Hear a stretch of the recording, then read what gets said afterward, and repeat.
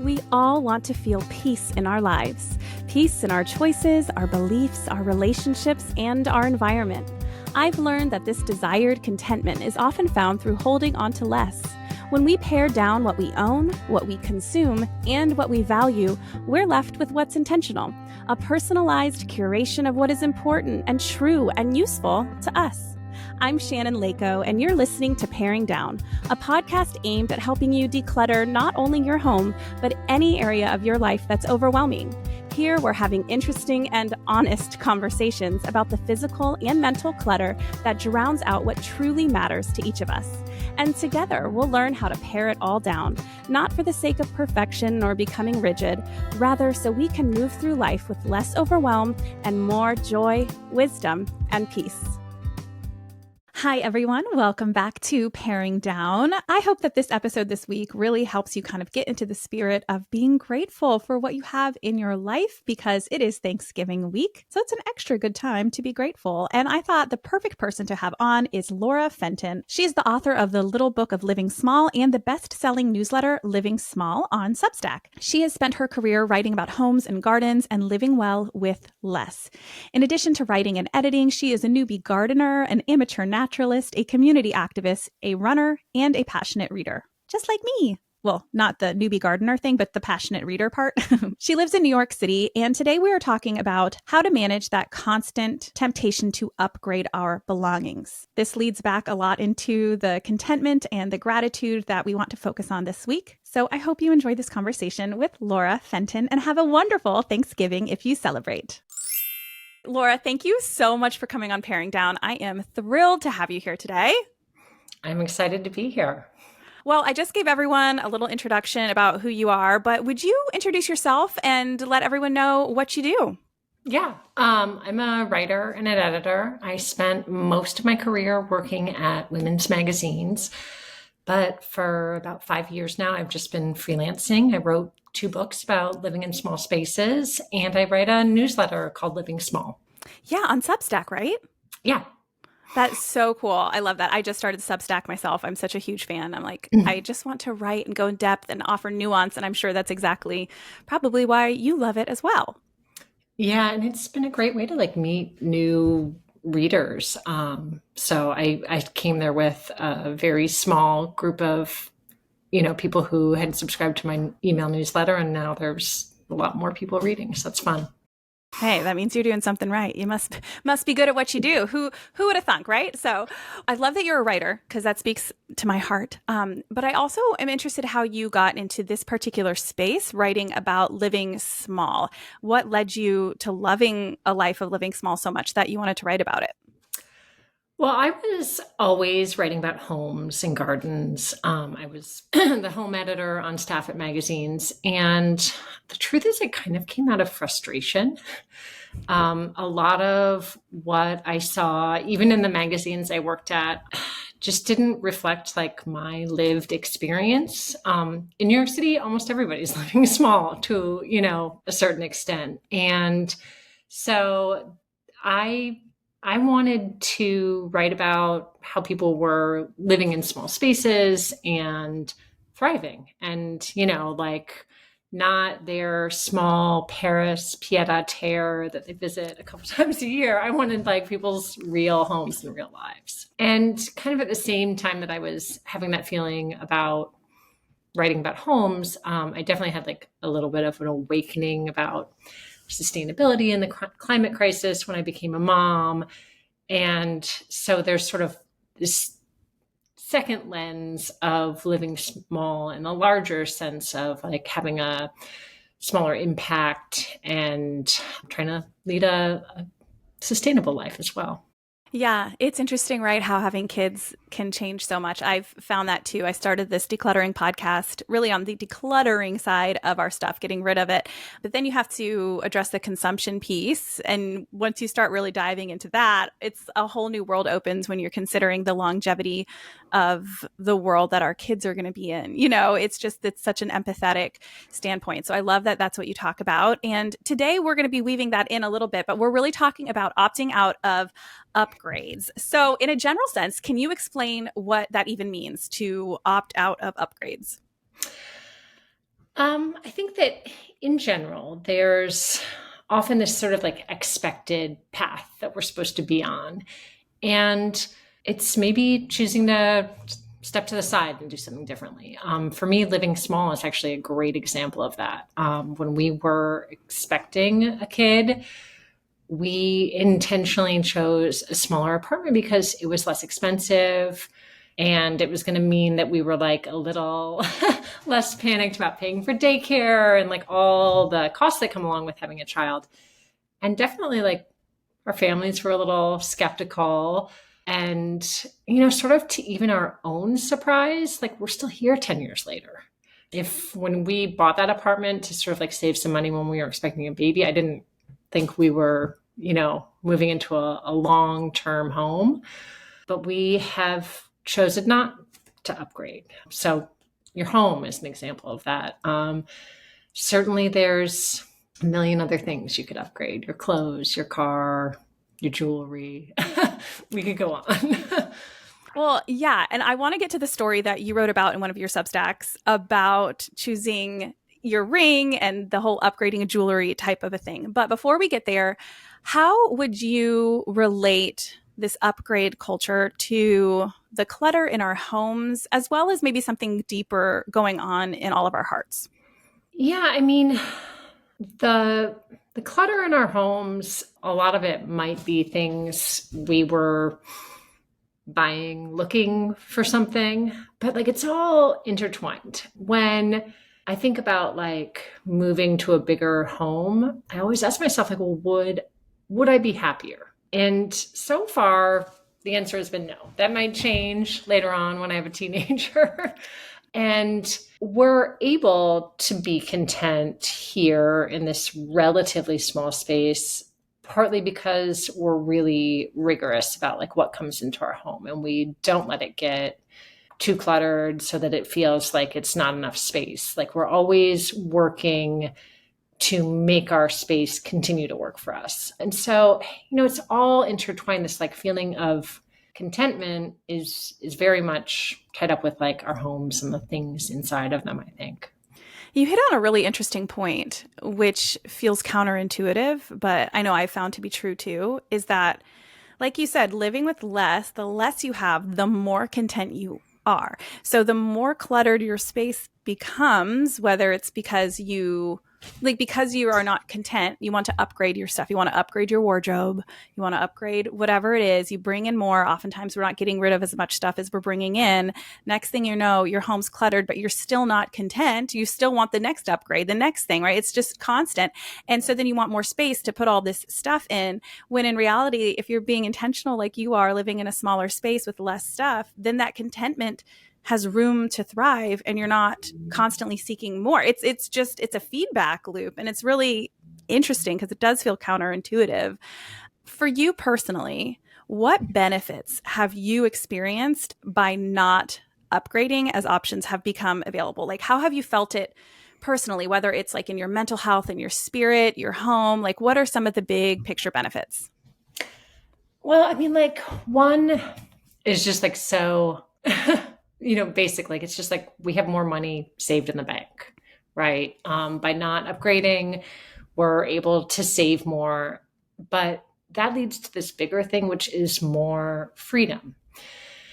So by having a lower mortgage payment, or maybe for somebody else, lower rent, you have less obligation. By being able to then squirrel away a little bit more for your retirement savings, you can just sort of breathe a little easier about everything. And it means you just have more options, more choices, and you can do a lot of other things as a result of not choosing to like have this big, huge house. You can travel more. You could maybe work less or work a different job. So I feel like it weirdly, like freedom is the answer there. Yeah, what comes to my mind is, as we were getting ready to record, we were laughing because you said, I'm going to pull out my wired headphones that you plug in, right? And that's an example of what something you could upgrade, which there's different reasons why you might not, be it the sustainability choice, you don't need it, so why get it? All of those different things. But have you ever felt like you're missing out or falling behind the times because you don't upgrade? For sure, all the time.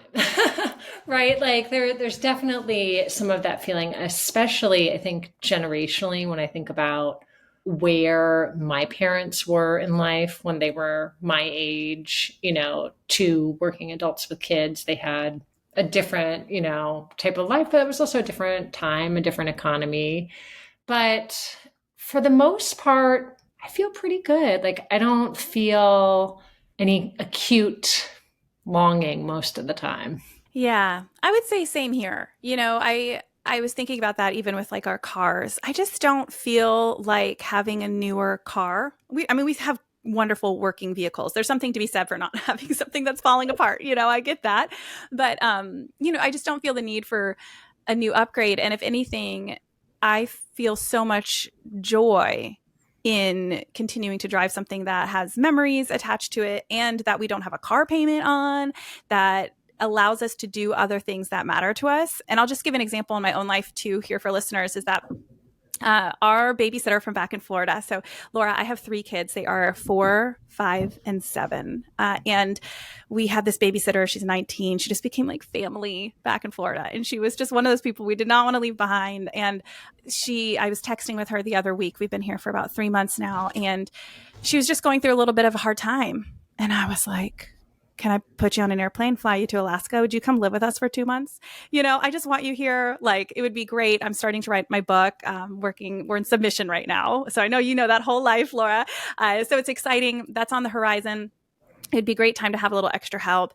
And, as when you're 19, I'm sure you remember this well too. And around that age, you go through the first big roadblock in life where things just aren't going as you want. And you can just feel so discouraged and you're like, where do I go from here? And it's so hard. And I just thought, being an adventure in Alaska is really what every 19-year-old needs, But the reason I'm telling this story is because we're turning into a 2-income household as my career progresses, but we don't have all the money in the world. We haven't been able to sell or rent our house back in Florida. So we have that we're managing monetarily right now, but we don't have buku bucks, but we're able to fly someone out here for her benefit, for our benefit in a hopefully generous way and we have room in our house, right? Like our rooms are not overflowing. We can put her in my daughter's room. My daughter can move and live with her brother for 2 months because of not upgrading, not having a car payment that's going to pay for her plane ticket to come out here, right? It just offers us the ability to show up in the world so much better and bring us so much more fulfillment than the next nicest thing. Yeah, 100%. And I think that the problem is that so often, like, we're making the decision to get the next nicest thing, like on autopilot. Like, we're not stopping, pausing and saying, is this the right thing for me? But it's like you see everybody else around you moving forward or up or however you want to think about it. It feels like that's what you're supposed to do, but I don't know.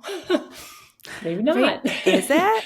Can you think of a story or a time in your life where, because you own less, because you have more money available to you because of living not this upgrade, chasing new things kind of a lifestyle, that you were able to show up in a way that you feel so good about to this day?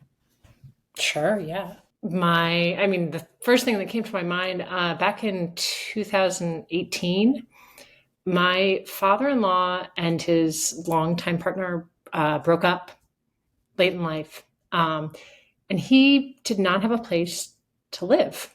Like, literally, he was staying with friends. He was trying to figure it out. And we said, hey, like, we can move you up to New York City. And we were able to, like, help him get an apartment for, like, till the end of his life, till he passed away. He came and lived here, and we couldn't have done that if we'd been upgrading our own space, during that time. Like, we had the financial flexibility to help him because we ourselves were, like, living small. So that's the first thing that comes to mind, and, like, no regrets. Wow. Oh, I have shivers because that's what life is about, showing up for each other and loving each other well, right? And I think that is why I'm so passionate about this message. Sometimes people say, oh, Shannon, been doing 100, we hit 100 podcasts a couple weeks ago, 100 episodes. Like, is it hard for you to think of something else to talk about? I'm like, no, like this, I'm so passionate about this because I just appreciate people like you who exemplify what life is all about. And of course, there is a level of privilege. Like some people work super, super hard and they still wouldn't be able to afford to fly a babysitter out or to help their father-in-law in that way. And I respect that.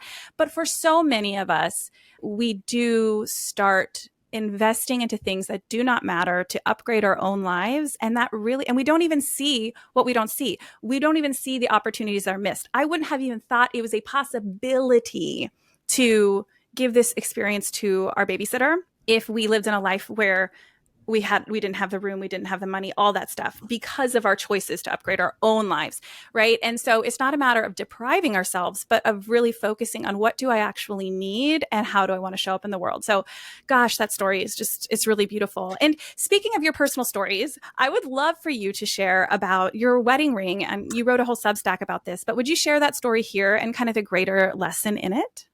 Yeah, and that was a very popular newsletter. And I don't remember what had even sparked me to tell that story in the newsletter, but when my husband and I got married, we were young, we were just starting out, we did not have a lot of money. We were also, planning our own wedding. Everything was DIY, very bare bones. And we went to look at wedding rings, fancy shop, and we were sort of caught off guard by how much they were going to be. I think if I remember correctly, it was like $700 was just the like most basic ladies gold band.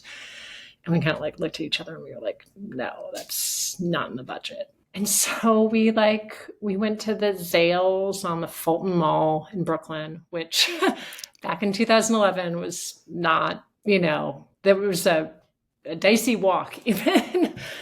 And my ring cost $89. And I know a lot of people upgrade their rings. But I have always kept like my simple wedding band. And I think that sometimes people want to upgrade because they feel like that is like this reminder of when they were younger and they didn't have money and things were scrappy and they want to celebrate now that they've achieved, and have more. And for some people, that is the right thing to do. People who love jewelry, maybe not me. But for me, it was like, I would never trade my ring because it's like, I'm so proud of those young people. And I'm so proud of like us for like figuring out how to be adults and make money. And that like when we got married, it was very romantic. We weren't getting married for money or for material things. We were getting married because we were in love with each other and in spite of, how broke we were. So I was using it as a metaphor to like sort of talk about this question of like, why do we call a small house a starter home? Like, why is there always this assumption that like bigger, more is always the answer? Like sometimes that like humble thing you started with is enough. I don't know. Oh, so fun fact, I wrote an entire blog post about starter homes, the term starter homes, because I take big issue with the term starter home because I think it's like this subtle pressure that this can't be enough for you. You cannot be content here. This is just a starter home. There's a bit of a judgment. And to me, it's a marketing ploy for the real estate industry, honestly. And it's interesting because like you said, certain things might bring certain people joy. We're not here to poo-poo on anybody's love of a big diamond ring. If that's your thing, I'm not here to tell you that you can't find joy in anything really, but I appreciate that you're looking at the deeper level of it. Like, what does the ring represent? It represents your love specifically at the time that you decided to spend the rest of your lives together. I feel the same way. I cannot, my ring is my mom's diamond, so there's other reasons, but like no matter what it would be, I can't imagine parting with this or wanting to change it in any way because it's a moment in time that's so dear to me and to our relationship. And I think about with houses too, of course, as families grow, if you want to upgrade your house or change your house because you want your kids to have their own room, there is nothing wrong with that at all. But we got to think, what is a home for? A home isn't to represent how much money you have. It's not you have a starter home that's smaller, and then when you make more money, you go into a bigger home to represent how you've achieved in life. A home is a place to keep you dry from the rain, to spend time with your family, a place to cook your food, a place to be and live your life, right? Happily and healthily. And that might be affected by the size of your home if you don't have enough space for people to sleep comfortably or something like that. But the idea of a starter home being smaller and older simply because it represents your financial capacity at that time doesn't make sense. If that smaller, older home still works well for your family, then it is still a perfect home for you. Like that's how I feel. Well, and I've been trying to untangle all. I mean, so much of this is what we're told culturally. It's so baked into our culture. It's hard to like extract yourself from it, look at it objectively. I've heard from a lot of newsletter readers that they experience, like they actually are content in their smaller home, but they experience some class anxiety, like in their communities where maybe their child's friends live in bigger, nicer homes. And how to shake off that feeling, I mean, that's like a lifetime's work, right? Is trying to, and for me too, right? To always constantly be reminding yourself of your values, of what matters, of what's worth investing in. It's cycles that you have to like kind of go through and think through. And it is. It's a lot of inner work because even still, it's like we know where we want to invest our time and our money in terms of generosity, in terms of our kids and our families and whatever. But at the same time, we can't help but sometimes feel like, oh gosh, are we not giving our kids enough? Or, oh gosh, like, are people going to not respect us as much because we don't live in this kind of a neighborhood, or we don't wear these kinds of things, or whatever. We don't drive these kinds of things. Are they going to think that we are not respectable, right? Because in our culture, money is so often tied to how people are treated. And that, I mean, gosh, it's just tough. Well, and it's also what's so interesting, and something I remind myself all the time too, is like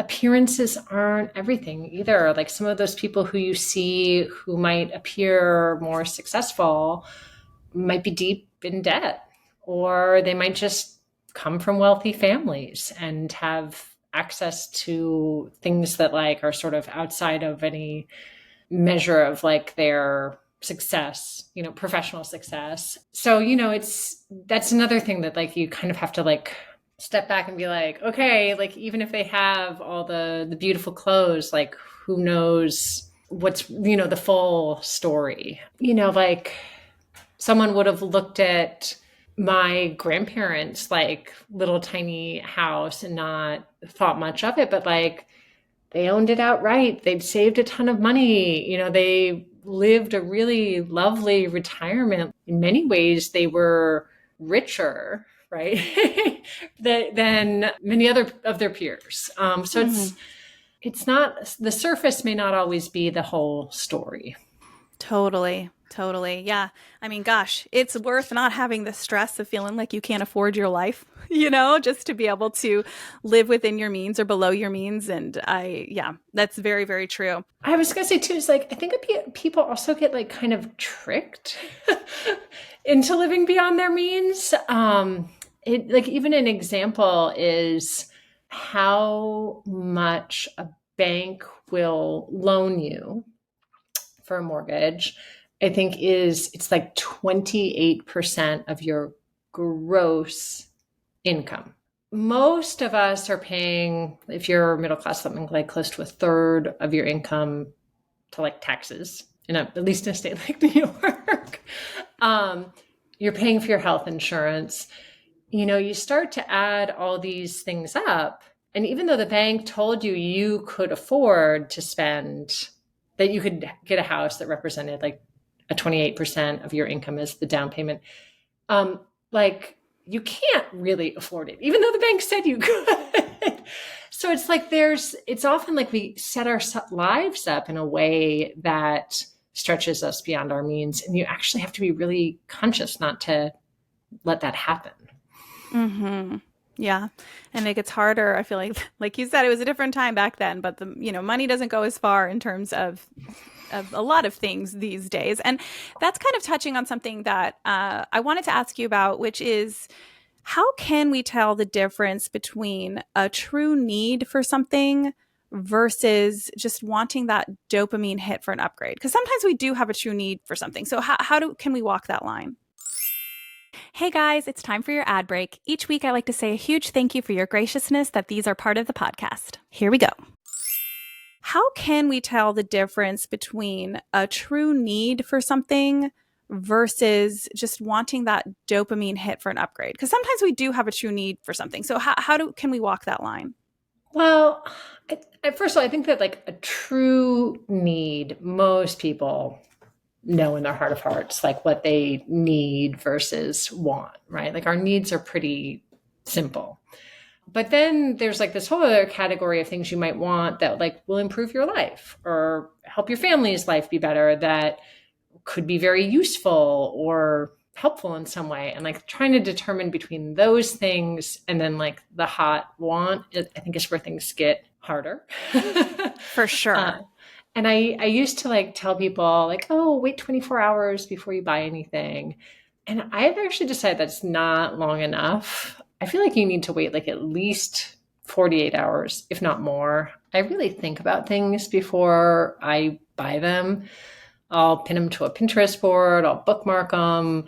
I'll like write it down. But I almost never am buying something quickly, because that's when we end up buying those sort of like mistake things that we don't end up using or enjoying.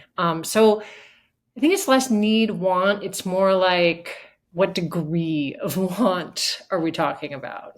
Definitely. And I'm thinking too, like in terms of upgrading, a lot of times those can be impulse purchases. Of course, there's bigger upgrades, like we're talking about an engagement ring upgrade or a house upgrade or a phone upgrade. And those are a little bit, there's a couple more clicks to them.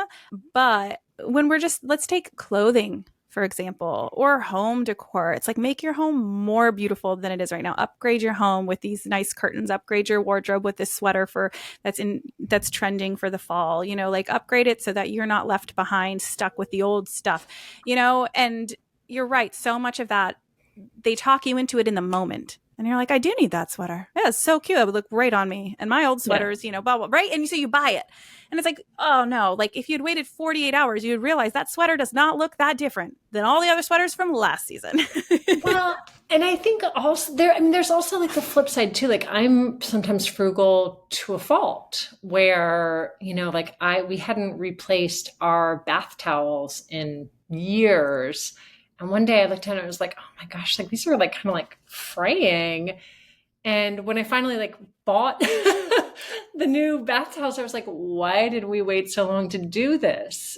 So there's a balance between, because like technically we didn't need them. The old towels were still drying us off. And if I was totally fired, like I would have just kept on with them. But it's about sort of like finding that balance of like, making things comfortable, making yourself feel like you're not living in want. And I do think just pausing and thinking and taking your time before you buy anything can really help you, navigate that. I really appreciate that balanced look, because I'm the same way. I can be an underbuyer where it's like, no, some things, it's okay that you could get by without it, but life will be better if you just get something a little bit newer or better. I mean, this actually is a great example. I have a new water bottle and I was using my hospital cup, which I loved. In all fairness, I really loved it so much that we got a second hospital cup because I couldn't find a water bottle I liked more than my hospital cup. It's a fun fact. You can get a hospital cup on the internet. But eventually they kind of started they just were kind of cracking and breaking. And I was like, I need something nicer that still is the same vibe as my hospital cup. And this new little water bottle, it brings me a weird amount of joy. It's glass. I can still see the water, the way I want it to. It has a little silicone cover, so it's not loud when I set it down. I mean, I'm a big fan. And I'm like, oh, sometimes new things, they really do. They're cool. They're fine. Well, and joy is a great word because like Marie Kondo taught us to ask if something sparked joy. I think the flip side is also something to think about. If something is bringing you down, then like it's time to do something about it.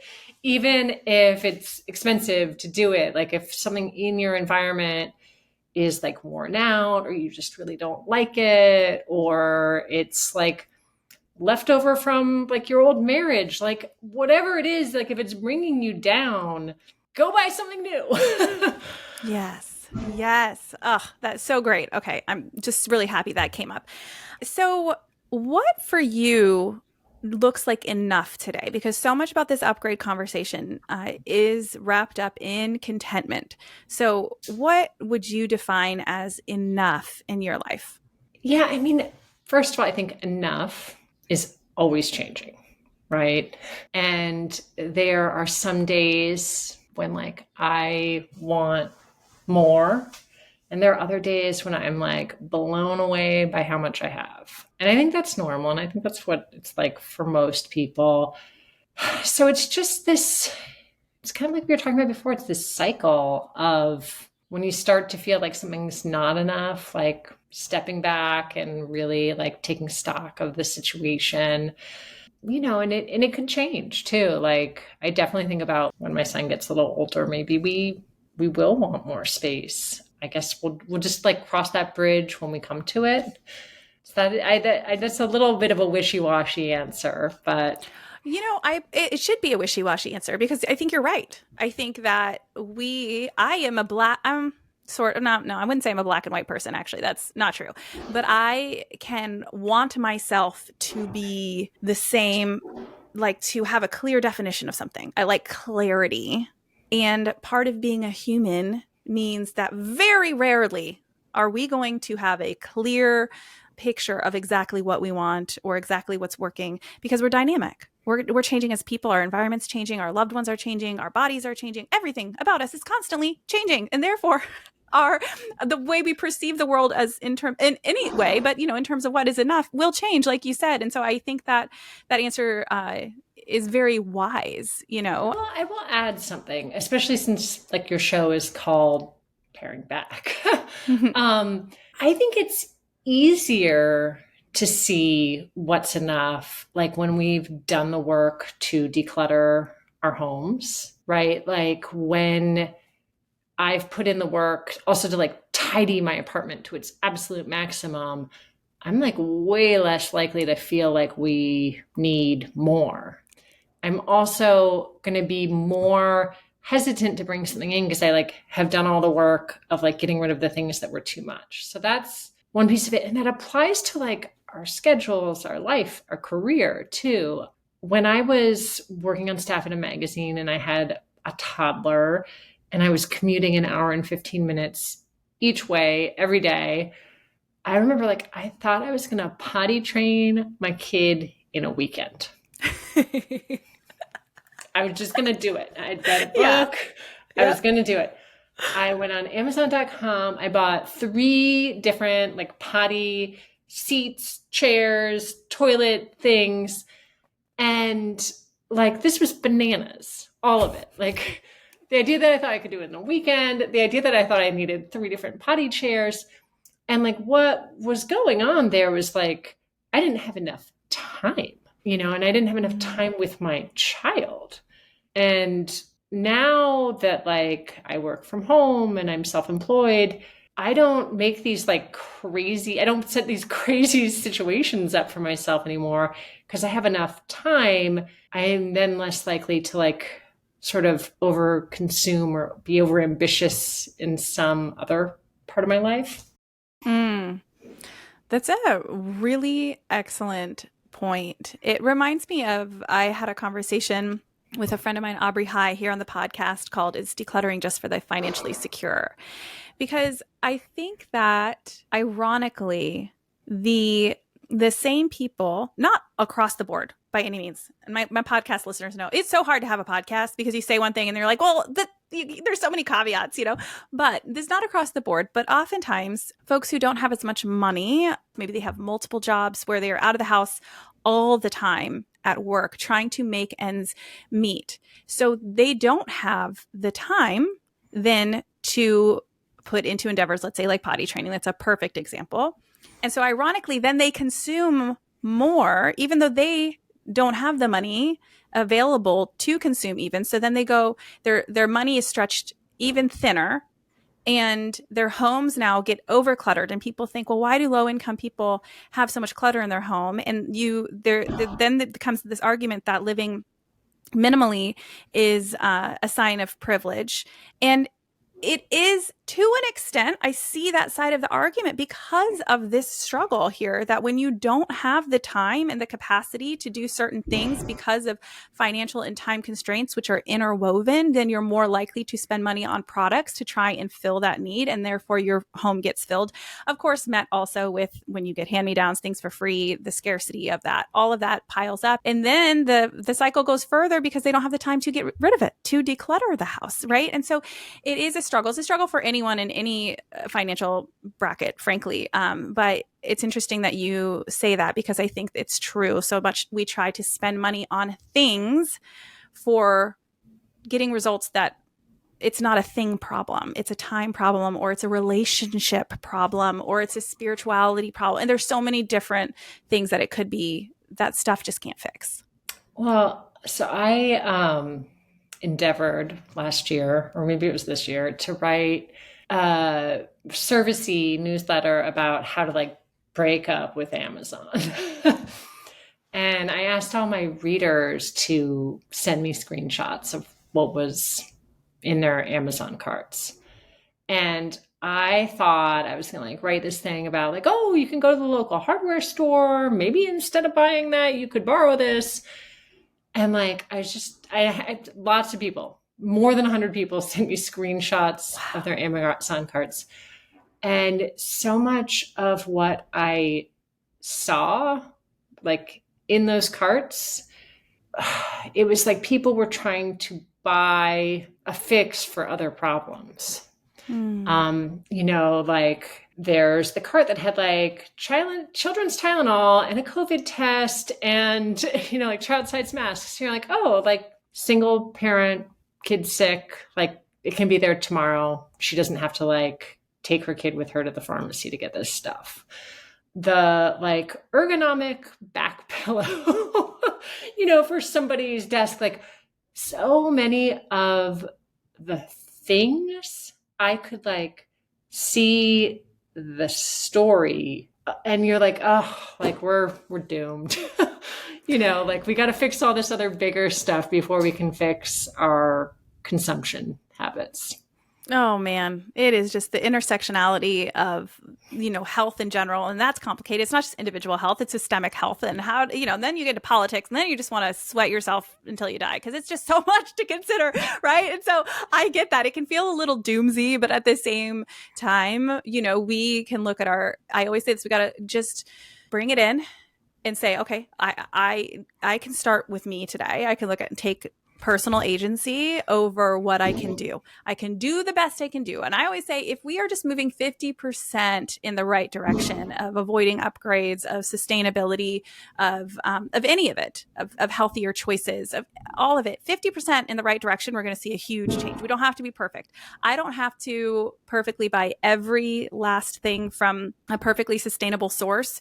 I can do that more. 50% more and still get some things on Amazon. And if we all did that, imagine the change that we could collectively make. So yeah. And I feel like, who cares about buying the most like sustainable brand and the most ethical thing? Like it's really about like rewiring how we think about consumption and like and trying to like figure out a way to stop buying the solution. And anybody can do that, no matter like what their income level, their stage in life. Like we just have to like train our brains to think a little differently. Yep. It's so true. I mean, I believe in using sustainable brands when it makes sense. But like you said, we don't want to then just go into the cycle of, okay, great, I'm just going to buy more and keep buying more, but just from these different brands. Like that is not the point. I shop sustainably often, but like, I remember like, I was like bending myself in circles about like trying to find a bar shampoo that, was going to like work for my hair. And I was like, I buy like 2 bottles of shampoo a year, and I buy like 2 giant tubs of yogurt every week. Maybe I could just chill out about the plastic bottle that my shampoo is in. Like it's all, again, it's a balance. And it's like trying to figure out where to put your effort. And, I totally believe we should be voting with our dollars, but we shouldn't be like beating ourselves up. If there is a day when you sprained your ankle and you need to buy the ice pack and the crutches from Bezos, like everybody's going to have that day. Ain't that the truth? My son was in the ER and got his own little pair of crutches yesterday. Speaking of crutches, this is now the second time I've had a child in the ER in 2 weeks. It's been an exciting time in our What house. happened? Well, that's the weird thing, Laura, is we don't know. And that's, of course, where my brain starts going down a rabbit hole. But he just suddenly one afternoon got a lot of leg pain. And by that night, he could not walk on it. There was no accident, nothing. Woke up the next day, he couldn't walk. And by that afternoon, I mean, he couldn't move his leg on the couch. And so took him to the ER. They did x-rays. Anyways, the whole thing, blood work, everything came back normal. And luckily yesterday he started slowly getting better. And today he's back in school. And the doctor was like, it could just be a weird kid thing, or it could be he went bowling and he might have just held the bowling ball wrong and strained something that we can't see, or, we don't know. But the point is that, these days happen and you don't know why. They come out of the blue and you're like, I just need whatever I need. And that, I love that open-minded perspective that, this is not about depriving ourselves or feeling guilty about being human. And you've already touched on it, but can you give a greater picture of like how opting out of upgrades is not only about contentment for you, but it's a sustainability choice? How do those two values intersect? The choices we make to consume less are like inherently more sustainable. And it often makes it easier for me to like make a choice because you're like, oh, well, this is part of the solution. Opting out of buying like an outfit for that party. Maybe I wanted something new to wear, but like it's also like I'm consuming less, I'm saving money, and it's good for the planet. It's like this extra little layer of motivation. It's a helpful lens to also frame things with and like put more meaning behind those choices. Sometimes makes like something that might feel like a sacrifice feel like something like you're proud of. I love that. Yeah, it's true. And like you said, there's a time that you do it and there's times that you don't. But in order to not do it all the time, there have to be these extra little pieces stopping you. For me, what comes to mind right now is my phone, because I did, dun, dun, dun, just upgrade my iPhone. Right? Like, oh my gosh, send me to minimalist jail. But I hadn't in a really long time. My husband was like, Shannon, for your work, you're constantly taking videos, like your volume doesn't even work half the time. There's a crack on the front. Just get the new iPhone 17, and there's a balance there because of course it's not about clutter at this point for me, like having a different phone. It's not changing the amount of clutter in my house, but that sustainability piece has come into play. And I think it's great because it allows, when it does become a need or a true want, or like it would really benefit your life, like we're talking about, that flexibility and making those kinds of choices. Okay, at that point you say, yeah, I'm going to upgrade. But I don't need the iPhone 12, 13, 14, 15, 16, and 17. I can have the 12 and then I can have the 17. You don't have every iteration. And I think the sustainability mindset helps us recognize that a little easier. Oh, and the sustainability mindset also helps you realize that it's not like black and white either. That like if you're trying to make the more sustainable choice, you might literally need a new phone. You broke your phone. You actually could have gone and bought the 14, 15, or 16, right? Like you could have bought a secondhand one. Like sustainability, like I think kind of like forces you to be like a little more creative and open-minded about like what the possibilities are. Yeah, that's true. Well, now I'm thinking about it all. Don't tell my husband. I blame him a little bit, which actually leads, I don't blame him seriously. I mean, a little bit. He's definitely he's a stuff guy. He's been on the podcast to talk about it because we have very different views on stuff, which is fun. And so anyways, but I jokingly blame him, for this phone upgrade. But that leads me to my last question, which is, how do you handle outside pressure, whether it's from friends, your kids, family, even brands, even commercials, to buy or upgrade, to keep up? Like, how do you handle that pressure? Well, first, I'm really lucky that I think my family is like really simpatico and in line with me, so I don't feel pressure from that realm. But I feel like I've also like edited my life to not feel those pressures. Like the neighborhood we live in is like really vibrant, family-friendly neighborhood, but it's not like fashionable. There's no keeping up with the Joneses here. And that's not like why I chose my neighborhood, but it worked out that way. And likewise, like most of my friends, the people who have become my best friends are similarly minded. So I've sort of created a world where like I feel good. Wow, I love that. Yeah, that's a sign of like a values-based life that you've been able to build. And there's a confidence in that I hear too, that you are confident in what your values are, and that's reflected in the life that you've built around you, and then when you are exposed to maybe something that's different, it's not as, I don't know, it doesn't bother you too much. Yeah, and I think there's always like two ways to look at things. I had a reader once tell me, she was a dentist, that she felt like she needed to have a new luxury car to signal to her community that she was a good dentist. And I was like, I don't know. I want my dentist to drive like a 4-year-old Subaru, so I know they're like sensible and not overcharging me. Like your way that you think the rest of the world is seeing you, maybe there's another way to look at it and to try and find that other way and embrace it. Yeah, totally. I think there's a lot of people out there that just don't care about things the way you think they care about them. Or like you said, they find benefits in a different spin that you don't even think off the top of your head. So I love that. Well, Laura, we got to wrap up here. So I'm going to ask you 2 quick questions that I ask everyone who comes on Paring Down. And the first is, what is something that you are currently paring down? Okay. I was tempted to just say everything. But I think the real answer is like my home is pretty tidy and looks neat, but I am working on the places people don't see, like inside cabinets and coat closets, and trying to get those places to be really streamlined too. Because even though they're not public facing, I know for like me, it'll bring me sort of just like more inner calm if when I open up like our front hall closet, it's not exploding onto my head. So I'm paring back in hidden places. I love that. And those are so satisfying. There's nothing better than opening a closet that you decluttered just for you, just to stare at it. I do that all the time. I just got a DM this morning from someone who said, because I give the advice to where to start where you're the most annoyed. And they're like, I was just the most annoyed with my junk drawer. So I just did it. And now I just can't stop opening my junk drawer. And I'm like, yes, that's the greatest feeling. All right. What's something that you're currently looking forward to? I'm looking forward to going to California in November.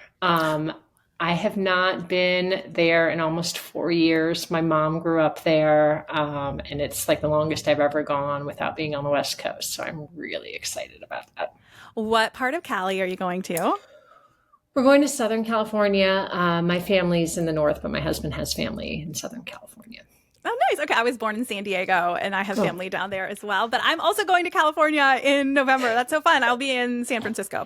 But we're opposites. Yeah, exactly. We're going to do the opposite.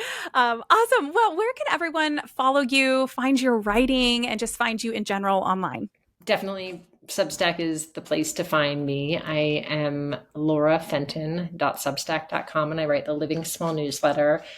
I'm only intermittently on Instagram, but I'm laura.alice.fenton. And these days it's mostly the newsletter. Well, I'll make sure that's in the show notes. And thank you again, Laura, for coming on. This was, it felt like a breath of fresh air this morning to record with you and talk about this. So thank you. Thank you for having me. It was we went wide and deep. Love it.